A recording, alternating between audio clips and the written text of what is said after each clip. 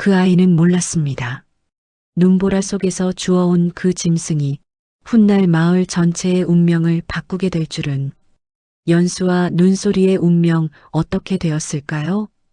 영상이 마음에 드셨다면 구독과 좋아요 부탁드립니다. 더 좋은 영상으로 보답하겠습니다.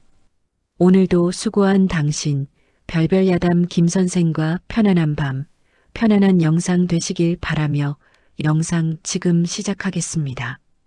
솔바람골은 산이 먼저 잠드는 마을이었다. 해가 산마루 뒤로 넘어가면 마을은 마치 약속이라도 한 듯 조용해졌고 길게 늘어진 그림자들이 초가 지붕 위를 덮고 바람이 흙담을 핥으며 지나갔다. 사람들은 그 바람 소리만 들어도 오늘 밤이 어떤 밤인지 짐작했다. 눈이 오는 밤이면 지붕이 눌리는 소리가 먼저 들리고 바람이 사나운 밤이면 문짝이 울고 달이 밝은 밤이면 마당에 내려앉은 서리가 유난히 서늘하게 빛났다. 그런 마을 끝자락 더 이상 길이 이어지지 않는 곳에 지붕의 짚이 듬성듬성 빠진 초가 한 채가 있었다. 그 집에 사는 아이의 이름은 연수였다. 11살 그러나 얼굴은 더 말라 보였고 손마디는 어른처럼 굳어 있었다. 연수의 부모는 있었다. 있었다가 사라졌다. 어느 해 늦가을 아버지는 장에 다녀오겠다며 산을 넘었고 돌아오지 않았다. 마을 사람들은 길을 잃었다고 했다. 눈이 갑자기 쏟아져 발자국이 지워졌다고 했다. 혹은 짐승을 만났을지도 모른다고 했다. 연수는 그 말을 믿지 않았다. 아버지는 산을 잘 아는 사람이었고 늘 사는 길을 잃는 사람이 아니라 사람을 잊는 사람이 문제라고, 산은 함부로 덤비는 존재가 아니라 조용히 지켜보는 존재라고, 그러니 산에서 가장 조심해야 할 건 짐승이 아니라 사람의 욕심이라고 말하던 사람이었기 때문이다. 아버지가 사라진 뒤 어머니는 급격히 말라갔다. 병이었는지 슬픔이었는지 알 수 없었다. 밤마다 연수를 끌어안고 내가 혼자 남으면 어쩌지라고 중얼거렸고 그 말이 끝나기도 전에 숨은 가빠졌다. 그리고 겨울이 오기 전 어머니도 연수를 두고 떠났다. 그날 이후 연수는 울지 않았다. 울면 배가 더 고파졌고 울면 밤이 더 길어졌기 때문이다. 대신 어머니가 남기고 간 솜저고리를 끌어안고 잠들었다. 그 옷에서는 약초 냄새와 장작 연기 냄새가 섞여났고 연수는 그 냄새를 맡으면 어머니가 아직 방 한 구석에 앉아 있는 것 같아 더는 울지 않아도 될 것 같았다. 겨울은 특히 힘들었다.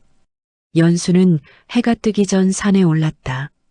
땔감을 구하지 않으면 밤을 날 수 없었고 쌀독은 비어 있었고 장에 내다 팔 만한 것도 없었다. 연수의 손은 늘 갈라져 있었고 찬물에 닿으면 살이 찢어질 듯 아팠다. 그래도 연수는 멈추지 않았다. 멈추면 그 자리에서 모든 것이 끝날 것 같았기 때문이다. 그날도 눈이 깊게 쌓인 아침이었다. 연수는 평소보다 더 깊은 산으로 들어갔다. 가까운 곳은 이미 주워갈 나뭇가지가 없었고 마을 사람들이 먼저 훑고 지나간 자리에는 마른 껍질과 부러진 장가지뿐이었다. 바람이 세차게 불어 눈발이 얼굴을 때렸다. 숨을 들이마실 때마다 콧속이 얼얼했고 숨이 목구멍에 걸리는 듯했다. 연수는 목도리를 더 끌어올리고 도끼를 쥔 손에 힘을 줬다. 그때였다. 바람 소리와 다른 소리가 들려왔다. 끼익끼익 아주 가늘고 떨리는 소리였다. 연수는 발걸음을 멈췄다.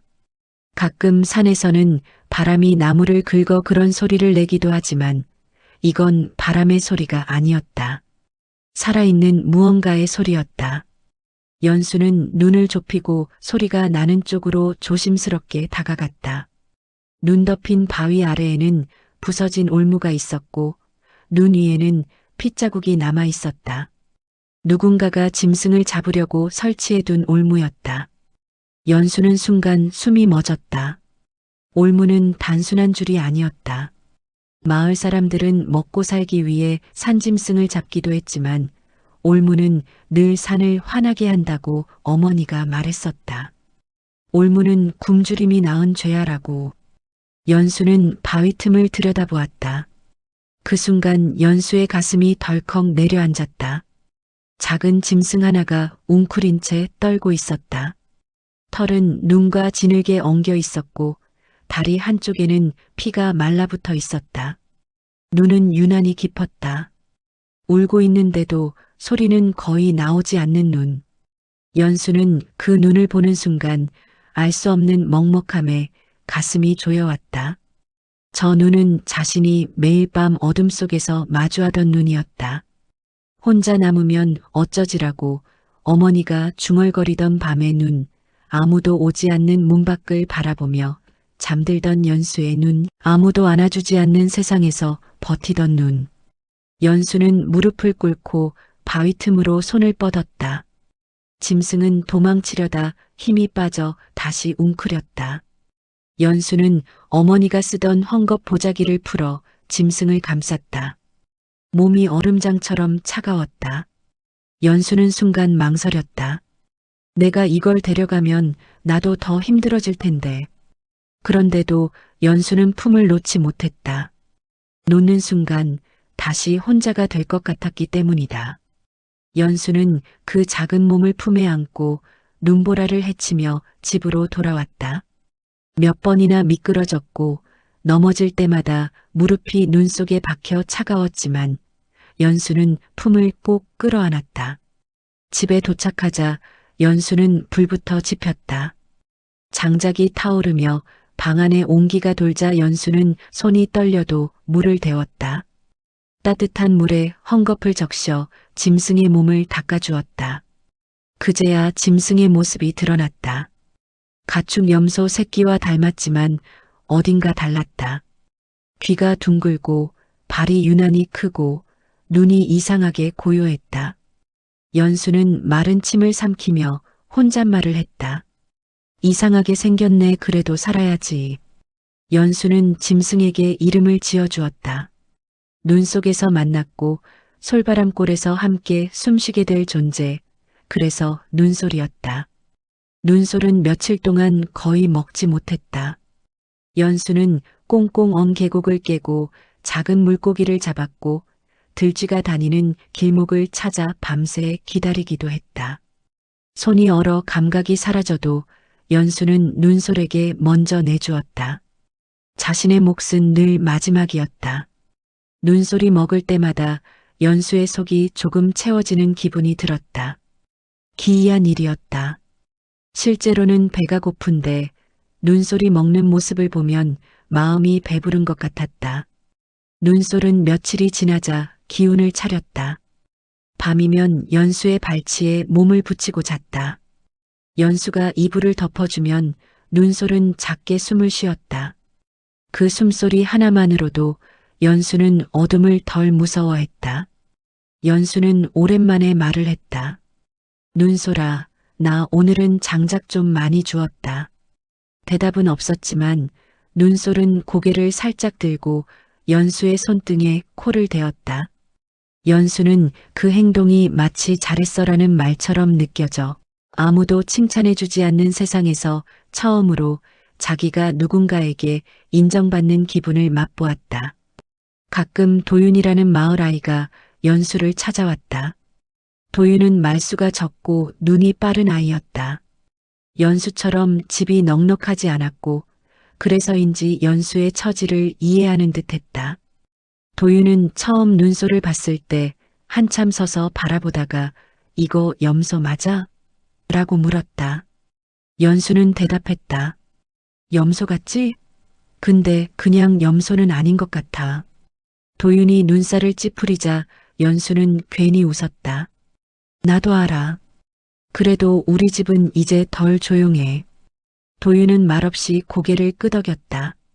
그 후로 도윤은 가끔 마른 고구마 한 조각을 가져오고 연수는 따뜻해진 방에서 도윤과 함께 그걸 나눠 먹었다. 눈솔은 그 옆에서 조용히 누워 있었다. 겨울밤이 길어도 그 방 안은 전보다 조금 덜 차가웠다. 봄이 오자 눈솔은 눈에 띄게 자랐다. 너무 빨랐다. 연수의 무릎에 올라오던 몸이 어느새 허리까지 자랐고 뿔이 아직 완전히 자라지 않았는데도 이마의 골격이 단단해 보였다. 마을 개들이 눈솔을 보면 꼬리를 내리고 멀찍이 물러났다. 연수는 그게 우스워서 웃다가도 어느 순간 설명할 수 없는 불안이 스쳤다. 왜냐하면 눈솔은 개를 쫓아내려 하지 않았고 으르렁거리지도 않았다. 그저 바라보기만 했다. 바라보기만 하는데도 개들이 먼저 겁을 먹었다. 그날 밤 산에서 낮고 긴 울음소리가 들렸다.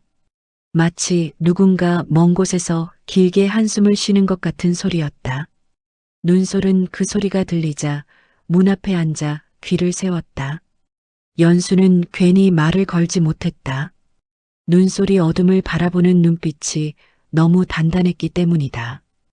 연수는 이불을 더 끌어당겨 덮고 속으로만 말했다. 그래도 혼자는 아니야. 그리고 그 말은 연수의 삶을 붙드는 기둥이 되었다. 솔바람골의 봄은 늘 더디게 찾아왔다.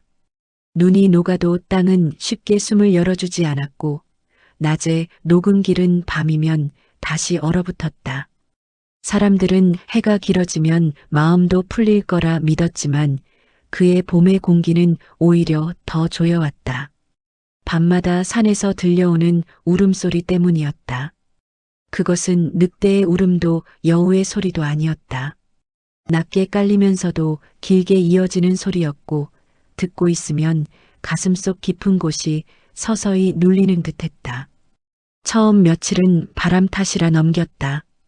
그러나 울음은 밤마다 반복되었고 점점 더 가까워졌다.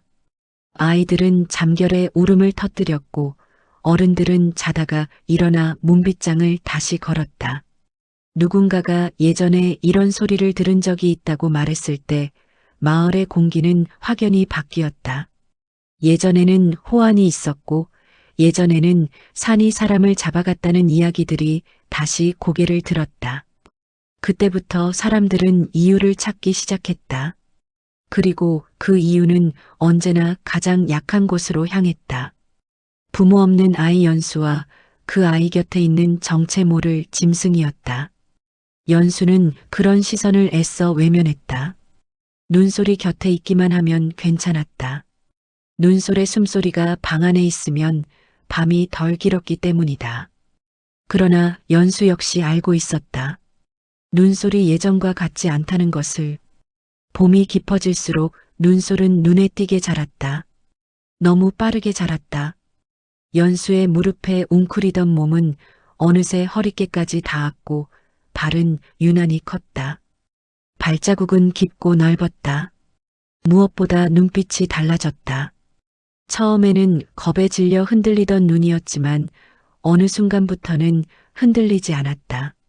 마치 무언가를 이미 알고 있다는 눈이었다. 밤이 되면 눈솔은 문 앞에 앉아 움직이지 않았다. 바람소리와 산의 소리를 가르는 듯 귀를 세우고 있었고 울음소리가 들릴 때마다 몸을 일으켜 어둠을 바라보았다. 그 모습이 너무 단단해서 연수는 괜히 말을 걸지 못했다.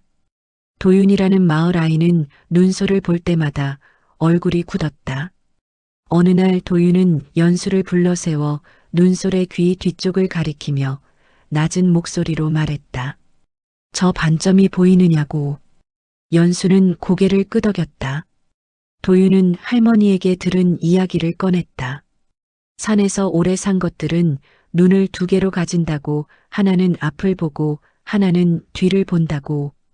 연수는 웃어넘기려 했지만 웃음이 나오지 않았다.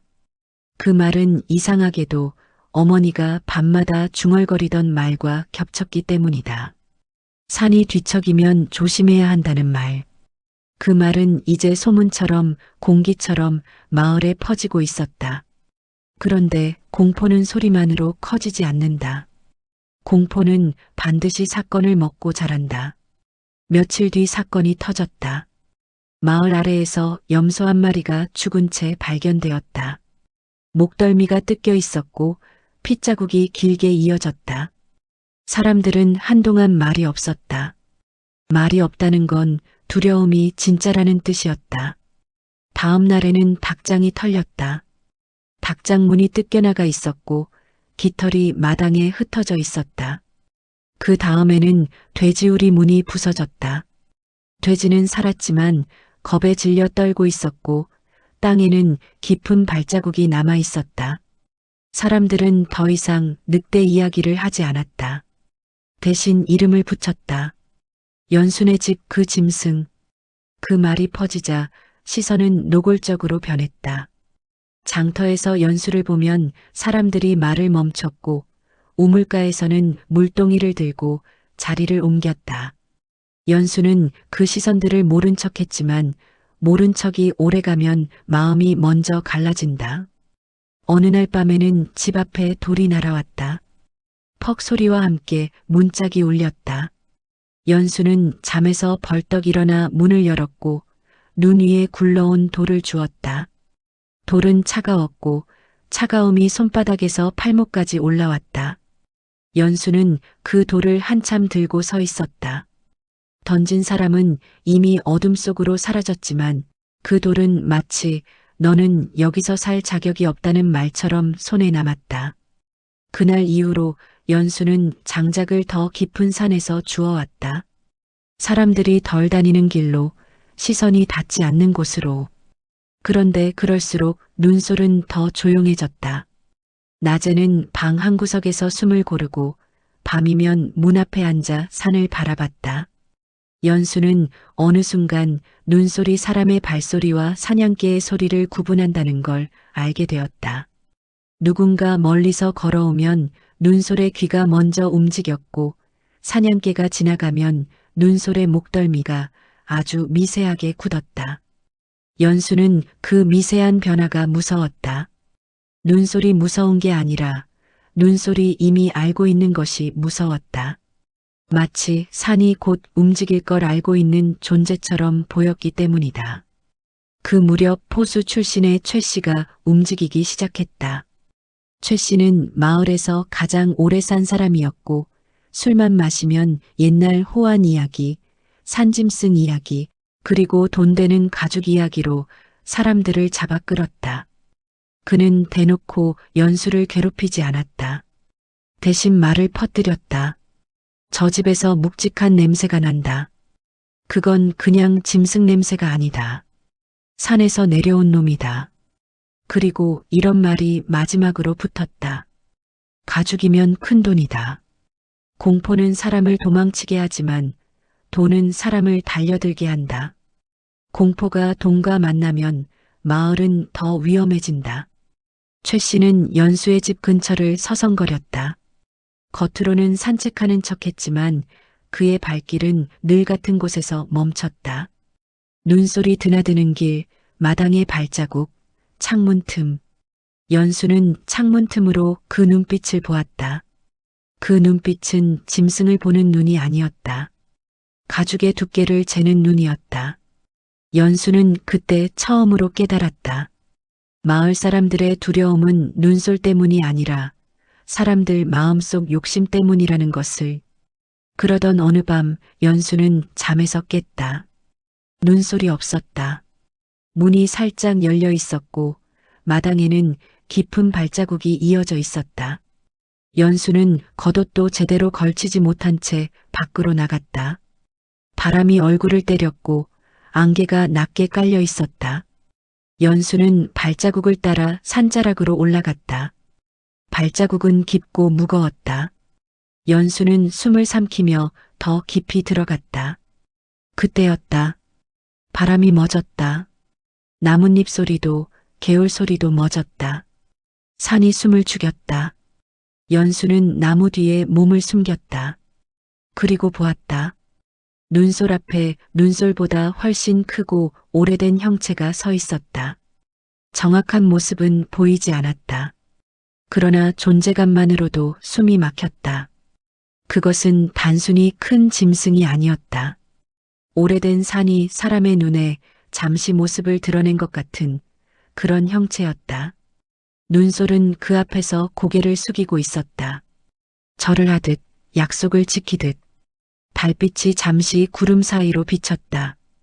그 찰나에 연수는 눈솔의 귀 뒤 반점이 분명한 눈처럼 빛나는 것을 보았다. 그리고 눈솔의 등줄기 무늬가 단순한 무늬가 아니라 산의 표식처럼 보였다. 연수는 손이 떨렸다. 가슴이 너무 크게 뛰어서 산이 들을까 두려웠다. 그 순간 연수는 알았다. 눈솔은 길 잃은 짐승이 아니라 길을 잠시 벗어난 존재라는 것을. 연수는 그날 이후 눈솔을 이전처럼 바라볼 수 없었다. 정체를 알았다는 이유로 미워서가 아니었다. 오히려 더 지키고 싶었다. 그러나 지킬수록 더 큰 칼이 날아올 것 같았다. 며칠 뒤 장날이었다. 연수는 소금 한 봉지와 보리쌀 조금을 사기 위해 장터로 내려갔다. 장터는 떠들썩했지만 연수가 지나가면 소리가 잠시 죽었다. 사람들은 연수의 얼굴을 보며 말끝을 흐렸다. 연수는 모른 척하려 했지만 그날은 모른 척할 수 없었다. 술집 앞에서 최 씨가 술에 취해 떠드는 소리가 들렸기 때문이다. 연수는 그 소리의 끝에서 은빛이 번쩍이는 걸 보았다. 최 씨 손에 들린 은비녀였다. 어머니의 은비녀였다. 연수는 다리가 굳었다. 그거 왜 당신이 연수가 겨우 말을 뱉자 최 씨는 비녀를 흔들며 웃었다. 이거 별거 아니지. 그리고 술값처럼 툭 던졌다. 연수의 머릿속이 하얘졌다. 어머니의 물건이 왜 저 사람 손에 있는지, 아버지의 실종과 어떤 연결이 있는지 모든 답이 목구멍까지 차올랐지만 말로 나오지 않았다. 연수는 장터를 뛰쳐나왔다. 그날 밤 연수는 밥을 먹지 못했다. 목이 막혔다. 눈솔은 연수 앞에 앉아 조용히 바라보았다. 연수는 떨리는 손으로 눈솔의 털을 쓰다듬으며 속삭였다. 눈솔아, 우리 엄마가, 우리 아빠가. 말이 끝까지 이어지지 않았다. 눈솔은 천천히 다가와 연수 손등에 이마를 부딪혔다. 여기 있다는 신호였다. 연수는 그 행동에 더 무너졌다. 왜냐하면 사람은 그 신호를 주지 않았고 짐승이 그 신호를 주고 있었기 때문이다. 다음 날부터 마을에서는 소문이 확신이 되어 굴러갔다. 연수네 집에서 짐승 냄새가 난다더라. 최 씨가 잡으면 돈 된대. 포수들 모아서 산을 뒤지자. 연수는 더 이상 버틸 수 없었다. 눈솔을 지키고 싶었다. 그러나 눈솔이 여기 있으면 결국 사람들의 손에 죽을 것이었다. 그리고 연수도 함께 죄인이 될 것이었다. 연수는 결심했다. 눈솔을 떠나보내야 한다. 그날 해가 지기 전 연수는 눈솔을 데리고 산으로 향했다. 길은 축축했고 바람은 차가웠다. 연수의 발걸음은 무거웠다. 산자락에서 연수는 멈춰섰다. 눈솔도 멈췄다. 연수는 눈솔의 얼굴을 바라보았다. 눈솔의 눈 속에는 연수의 지난 겨울이 들어 있었다. 얼음을 깨던 손, 불 앞에서 떨던 밤, 혼잣말로 버티던 시간. 연수는 이를 악물고 일부러 목소리를 높였다. 까. 눈솔은 움직이지 않았다. 연수는 돌을 집어들어 눈솔 발치로 던졌다. 일부러 멀찍이 던졌다. 까라고. 여기 있으면 죽어. 연수의 목소리가 갈라졌다. 연수는 고개를 숙인 채 거의 속삭이듯 말했다. 너까지 잃으면 나는 진짜 혼자야. 눈솔의 귀가 미세하게 떨렸다. 눈솔은 한참 연수를 바라보았다. 그 눈 속에는 이해가 있었다. 그리고 슬픔이 있었다. 눈솔은 천천히 등을 돌렸다. 발자국 하나 내딛는데도 시간이 걸리는 듯했다. 몇 걸음 가다가 멈추고 다시 연수를 돌아보았다. 연수는 눈을 마주치지 못했다. 눈을 마주치면 붙잡을 것 같았기 때문이다. 눈솔은 다시 걸었다. 숲속으로 사라졌다. 연수는 그 자리에 주저앉아 울었다. 겨울 내내 삼킨 울음이 한꺼번에 쏟아졌다. 그리고 그때 멀리서 사냥개들의 짖는 소리가 들려왔다. 되돌릴 수 없다는 소리였다. 그날 밤 솔바람골에는 달이 뜨지 않았다. 구름이 낮게 깔려 별빛조차 내려오지 못했고 마을은 어둠 속에 잠긴 것이 아니라 무언가를 기다리듯 숨을 죽이고 있었다. 사냥개들의 짖음이 골짜기를 찍고 올라왔고 사람들의 고함 소리와 쇠붙이 부딪히는 소리가 뒤섞여 들려왔다. 이쪽이다. 발자국이 있어. 연수는 그 소리를 듣는 순간 몸이 굳었다. 눈소를 산으로 보낸 지 얼마 되지 않았다. 연수는 속으로만 빌었다. 제발 숲속 깊이 들어갔기를, 제발 사람 눈에 띄지 않기를. 그러나 세상은 연수의 바람을 기다려주지 않았다. 연수는 붙잡혔다. 도망치려 하지 않았다. 도망쳐도 끝은 같다는 걸 알았기 때문이다. 손목이 잡혔고 등 뒤에서 누군가 밀었다. 연수의 발은 땅에 끌리듯 움직였다. 마을 한복판, 아이들이 뛰놀던 빈터에는 멍석이 깔렸고 횃불이 세워졌다. 불빛이 일렁이며 사람들의 얼굴을 비췄다.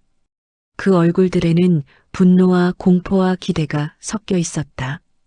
공포만 있었다면 물러났을 것이다. 그러나 기대가 섞이면 사람은 물러서지 않는다. 최 씨가 그 중심에 서 있었다. 그는 흥분을 감추지 못했다. 이 아이다. 최 씨의 목소리는 크지 않았지만 묘하게 잘 들렸다. 짐승은 은혜를 갚으러 온다. 이 아이가 여기 있으면 반드시 나타난다. 누군가가 침을 삼켰고 누군가가 고개를 돌렸다. 그러나 아무도 나서지 않았다. 침묵은 언제나 가장 쉬운 죄였다. 사냥개들이 끌려 나왔다. 개들은 연수를 향해 으르렁거렸지만 이상하게도 쉽게 다가오지 못했다. 마치 보이지 않는 선이 그어져 있는 것처럼. 연수는 이를 악물고 외쳤다. 눈솔은 사람을 해치지 않아요. 그 말에 비웃음이 터졌다. 최 씨가 천천히 연수에게 다가와 조용히 말했다. 짐승은 다 같아. 내 아버지도 그렇게 말했지. 그 한마디에 연수의 숨이 막혔다. 아버지의 얼굴이 떠올랐다. 산으로 들어가던 뒷모습, 돌아오지 못한 그날. 연수는 떨리는 목소리로 말했다. 당신이 뭘 알고 있어? 최 씨는 대답하지 않았다. 대신 미소를 지었다. 그 미소는 답을 주는 미소가 아니라 아이의 마음을 더 찢어놓는 미소였다. 그 순간 땅이 울렸다. 아주 낮은 진동이었다. 처음에는 아무도 느끼지 못했다. 그러나 사냥개들이 먼저 반응했다. 꼬리를 말고 낑낑거리며 뒤로 물러났다. 바람이 멎었다. 횃불의 불꽃이 흔들리다 멈췄다. 마치 시간이 잠시 멈춘 것처럼. 그리고 산이 울었다. 포효였다. 하늘에서 떨어진 소리가 아니라 땅에서 솟아오른 소리였다. 사람들의 가슴을 직접 두드리는 소리였다. 안개가 갈라지며 형체가 드러났다. 눈소리였다. 그러나 이제 연수가 알던 눈소리 아니었다. 몸은 집채만 했고 등줄기를 따라 흐르는 무늬는 산의 세월처럼 겹겹이 쌓여 있었다. 귀 뒤쪽 반점은 눈처럼 빛났고 눈은 달빛이 없어도 스스로 빛났다. 사람들 사이에서 비명이 터졌다. 누군가는 무릎을 꿇었고 누군가는 뒤로 넘어졌다. 최 씨조차 순간 말문이 막혔다. 그런데도 그는 욕심을 놓지 않았다. 쏴, 지금이야. 최 씨가 외쳤지만 아무도 방아쇠를 당기지 못했다. 왜냐하면 그 순간 사람들은 본능적으로 깨달았기 때문이다. 이것은 사냥이 아니라 심판이라는 것을. 눈솔은 천천히 걸어왔다. 걸음 하나마다 땅이 울렸다. 그러나 그 발걸음에는 분노가 없었다. 오히려 의지가 있었다. 눈솔의 시선은 곧장 연수에게로 향했다. 창을 든 사람도 총을 맨 사람도 눈솔의 시야에는 없었다. 오직 연수뿐이었다. 연수는 울음을 삼키며 말했다. 오지마, 사람을 해치면 안 돼. 눈솔은 멈췄다. 그리고 고개를 숙였다. 이마가 땅에 닿았다. 연수가 어린 날 밤마다 손을 얹어주던 바로 그 자리였다. 그 장면 앞에서 사람들의 숨이 꺼졌다. 누군가는 죄책감에 눈을 감았고 누군가는 공포에 입술을 떨었다. 최 씨는 그 틈을 비집고 다시 외쳤다. 쏴라. 저놈 가죽이면 그 말이 끝나기도 전에 바람이 갈랐다. 눈솔의 꼬리가 크게 휘둘러졌고 총이 허공으로 튕겨나갔다. 눈솔은 최 씨만을 향해 움직였다. 천천히, 그러나 피할 수 없게. 그 눈에는 분노보다 기억이 담겨 있었다. 올무의 냄새, 피의 냄새, 산에서 사라진 사람들의 흔적. 연수는 그제야 깨달았다. 눈솔은 사람을 마구 죽이러 온 것이 아니라 끝내러 온 것이었다. 죄를 만든 사람을 죄가 만들어진 자리로 돌려보내러 온 것이었다. 최 씨는 뒷걸음질 쳤다. 사람들은 길을 열었다. 누구도 최 씨를 붙잡아주지 않았다. 그가 뿌려놓은 공포가 이제 그에게 돌아오고 있었기 때문이다. 최 씨의 뒤에는 벼랑이 있었다. 짐승을 잡겠다며 그 스스로 파놓았던 함정 옆이었다. 최 씨는 발끝으로 흙을 더듬으며 비명을 질렀다. 아니야, 난. 말은 끝나지 못했다. 발이 헛디뎠고 몸이 공중에 떴다. 비명은 짧았다. 산은 그 소리를 오래 붙잡지 않았다. 모든 것이 끝났을 때 산은 다시 고요해졌다. 마치 해야 할 일을 끝낸 것처럼. 눈솔은 연수를 마지막으로 바라보았다. 연수는 떨리는 목소리로 말했다. 이제 가. 눈솔은 한 번 울었다. 포효가 아니었다. 길고 낮은 울음이었다. 이별을 받아들이는 소리였다. 그리고 천천히 숲속으로 사라졌다. 이후 마을은 조용해졌다. 사람들은 연수에게 사과했고 고개를 숙였다. 그러나 연수는 웃지 않았다. 사람은 쉽게 고개를 숙이지만 쉽게 변하지 않는다는 걸 연수는 이미 너무 일찍 배웠기 때문이다. 연수는 자랐다. 산을 닮은 어른이 되었다. 길을 잃은 사람을 도왔고 짐승을 함부로 쫓지 않았다. 가정을 꾸렸고 아이를 얻었다. 아이의 이름을 소리라 지었다. 어느 밤 살인문 앞에 사슴 한 마리와 산열매 바구니가 놓여 있었다. 발자국은 크고 깊었다. 연수는 아무 말 없이 하늘을 올려다보았다. 잘 살고 있구나. 세월이 흘러 연수는 백발의 노인이 되었다. 손주들이 무릎에 기대어 할아버지, 산은 무서워? 하고 묻자 연수는 한참을 바라보다가 말했다. 산은 무서운 게 아니다. 산은 기억한다. 짐승도 은혜를 잊지 않는데 사람이 어찌 그러지 않겠느냐. 그 말이 끝나자 바깥에서 바람이 한 번 지나갔고 멀리 산에서 아주 낮고 긴 울음소리가 들려오는 것 같았다. 마치 오래된 약속이 아직도 살아있다는 듯이. 그리고 이 이야기는 지금도 솔바람골에서 밤마다 전해진다. 부모 잃은 아이와 산이 내려보낸 염소의 형상을 한 존재, 눈솔의 이야기로